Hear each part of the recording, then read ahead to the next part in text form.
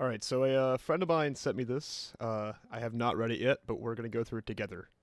Um, let's see what we got here. I'm gonna read it in dramatic voice for effect. A Marxist critique of the sexual economy. It may seem difficult to understand the realities of the black pill. It may be hard to come to terms with how and why the world functions as it does. And even when you do, it is even harder to understand where to go next. But there is one set of techniques which shines a clear light on the world we live in, a scientific and logical analysis of the systems of limited resources, Marxism. When we undertake a Marxist analysis of the sexual economy, we immediately find its nuances explained and its realities presented for all to see. The fundamental element of inequality is exploitation. In economic Marxism, exploitation occurs when a capitalist takes most of the value a worker's labor creates, leaving them barely enough to survive. In other words, the worker's surplus value is stolen from them. This is how the capitalists make profits. Sometimes, the capitalists let some segments of the workers keep more of their value in order to bribe and pacify them. In the sexual economy, there are two distinct classes of men, Chads and everyone else.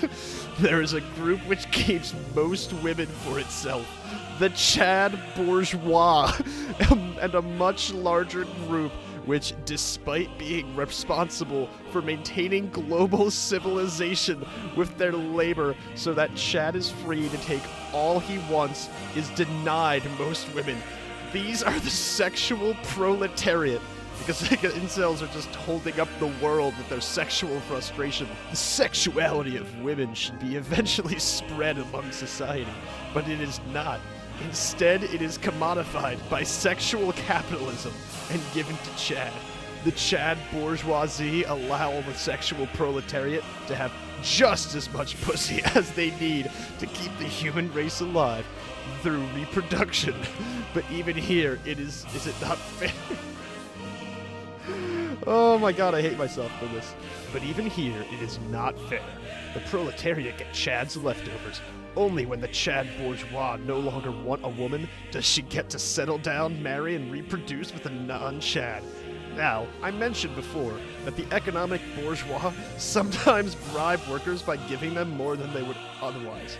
In the modern era, the Chad bourgeois are facing a world where the proletariat is no longer consigned to the feudal life of arranged marriages. Without any questions asked, they can see the reality of sexual inequality via media and their own insights. The Chad bourgeois responds by bribing the sexual proletariat.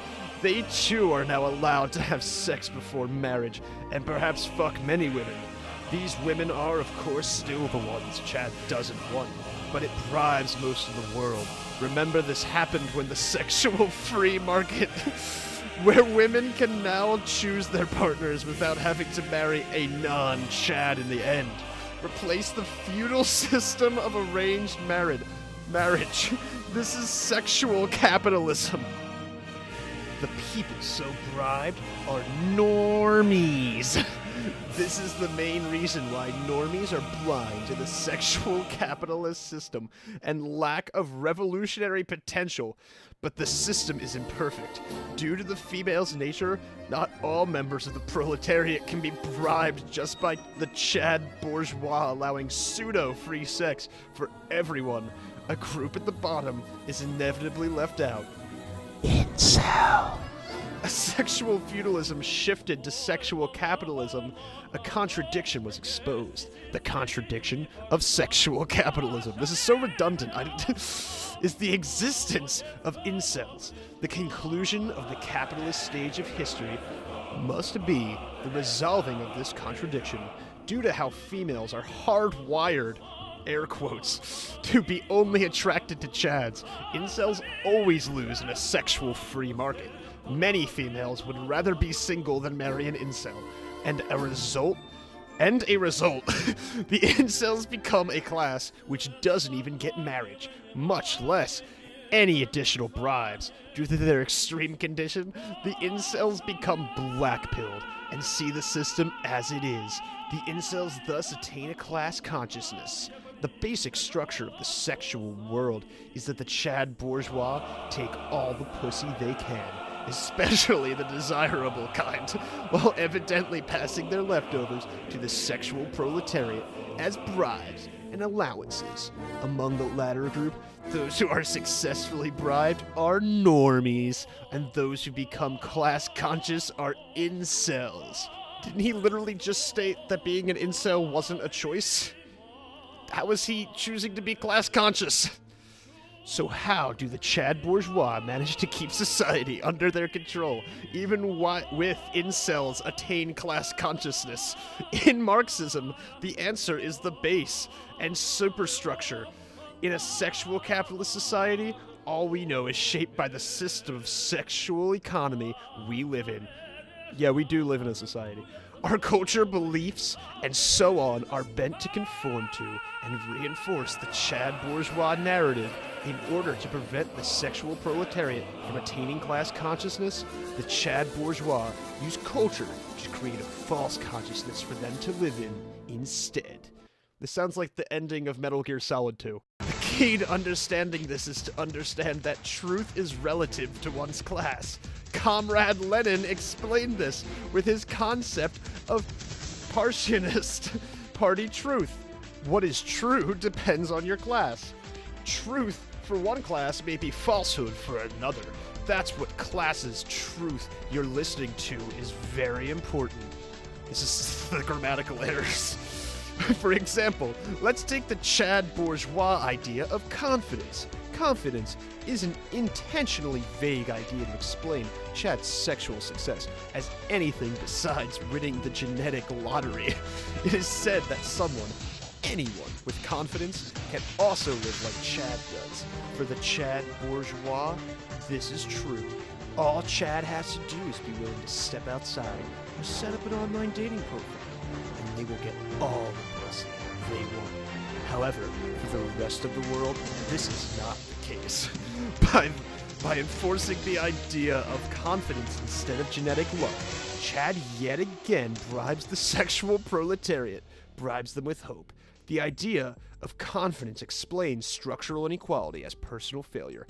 In the same way, the capitalist tells the exploited worker that he too would be rich if he only worked harder. So does the Chad tell the sexual proletariat that they could have sex if they were only just a little more confident. In this way, the sexual proletariat are blamed for their own oppression. Their celibacy is a result of their own moral failings, because they were not confident enough. The Chad bourgeois presents themselves as having earned the pussy they inherit, while the rest of the world deserves to live without. Confidence is just one example of how sexual capitalism distorts culture and creates false narratives to keep people blind. Normies love false narratives because they are bribed. A normie who may have even had sex believes that his success in the past means the confidence narrative and so on is true. He can only truly be a Chad if he works hard enough. Thus, the normies convince themselves Chad's world is not only fair, but desirable, because they too might have a chance of being Chad. Normies are deceived to varying degrees. A regular normie has had their bribe a few times and doesn't bother to think about the realities of exploitation and the sexual economy. These normies can be black-pilled with evidence, but most of them just double down on the false consciousness due to their hope that they can be a Chad. A beta is a normie who is faced with the reality of sexual inequality. He may be an orbiter, hanging around women in the hope he'll get sex. He may be a nice guy who is nice to women for the same reason. He may be cucked, whereby he shares a single woman with other men, so that he can at least get laid. Though he may deny it, he is painfully aware of these material and sexual realities. A white knight has come against a black pill before, and it scared them. It terrifies all of us, doesn't it? They swing the other way. They actively try and spread Chad's narrative and enforce it, because they are trying to convince themselves. There is a great overlap between white knights and betas, as the latter often exhibit white knight behavior. Many betas turn into white knights when confronted with the black pill. All normies have one thing in common. They do not want to accept the reality of the black pill because they want to continue to believe that they can be Chad. Another element is that they enjoy Chad's narrative when it suits them. Regarding incels, they don't like to remember that Chad is sexually more successful than them because he is just better. But that's not so bad if it means that they are better than incels in turn, since they at least earn some sex, and incels could not. In economic capitalism, the reality of economic status defined by class is ignored in favor of an individualistic, democratic narrative, and sexual capitalism works the same way. The realities of incels and Chad bourgeois are overlooked in favor of the lie that it's all about individual action, and that any individual can work his way to the top of the sexual marketplace through hard work and imaginary concepts like confidence. Confidence is made up by the methods described above. The Chad bourgeois extract all of the surplus value, in this context, surplus pussy, from the workers' sexual proletariat for themselves, and maintain the system through bribing normies and creating false consciousness. But here's where it gets really interesting, as if it wasn't already interesting enough. The immortal science of historical materialism explains even more than this. Everyone knows that even among Chads, there is a hierarchy, a racial hierarchy. The white Chads at the top. In the 1960s, Comrade Mao Zedong developed Marxist-Leninist Maoism to explain the differences between the first world and the third world. Maoism reveals the first world exploits the third world through imperialism and sets up a global class hierarchy of sorts. The economic hierarchy, in turn, ties into a sexual hierarchy, one where the imperialist white Chads are above the colonized Chads. A critique of imperialism explains the racial Chad hierarchy, which of course filters down into the sexual proletariat as well. Following this trend, we can see the close interconnection between the looks, Chad privilege, and economic success. Females like money and power and supreme gentlemen. And it seems Chad ends up with those as well. We all know the studies have proven Chads are much more likely to succeed in the economic sphere. They are given quality jobs and often end up in very social, very prestigious positions, like executive offices. But this shows us that wealth comes second. Poor Chads still dominate the sexual proletariat, and their poverty, on average, never lasts long. In other words, sexual inequality comes before economic inequality, because institutional racism and discrimination, those things aren't real. And due to how intertwined they are, it means that economic inequality is a consequence of sexual inequality, due to society's constant preference for Chad, because Marx just couldn't get it in.